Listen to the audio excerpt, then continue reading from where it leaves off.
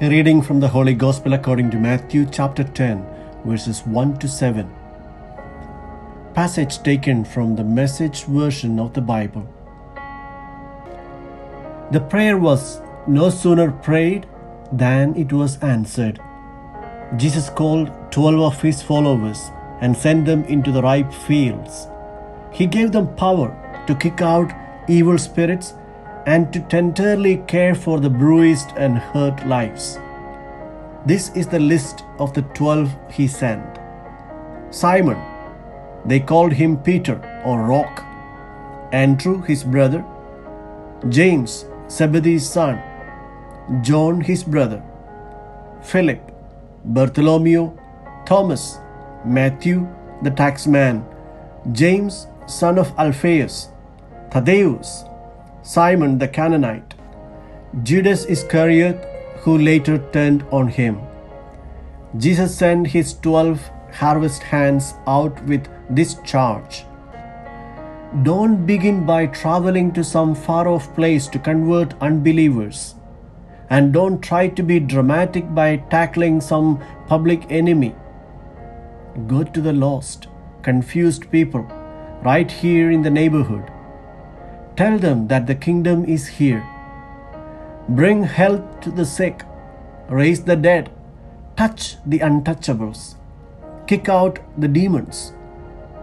You have been treated generously, so live generously. The Gospel of the Lord.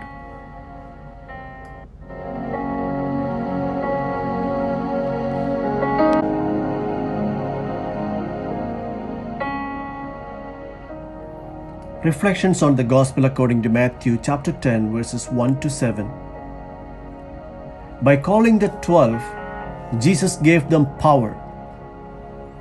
They were sent out to liberate the afflicted people from the powers of unclean spirits. The unclean spirits are everything that causes and multiplies violence, death, and chaos in our world. What is the power that Jesus confers on them for this seemingly impossible mission? We find the answer in the entire Gospel. Jesus fills them with the power of love for the enemy, the opponent, the indifferent, the needy. The enemy is confronted not with revenge, but with love and forgiveness. The power that generates from turning the other cheek when someone strikes you on your right cheek.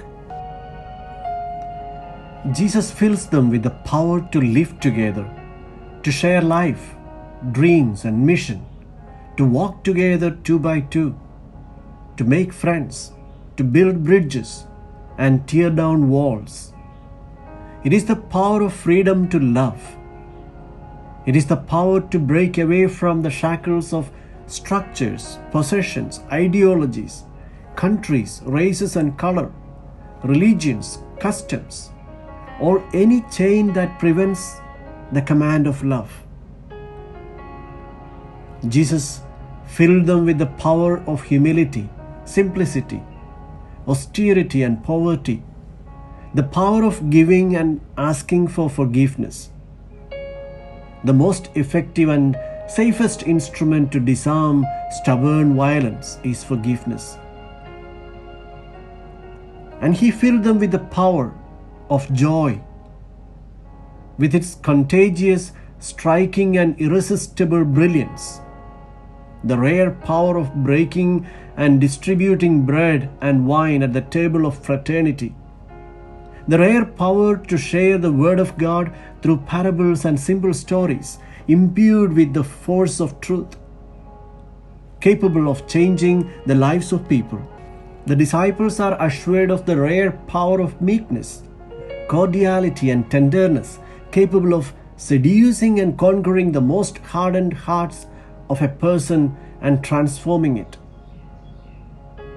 Today, it is up to us to discover what are the unclean spirits of our time, those forces that lead us to arrogance, selfishness, and marginalization.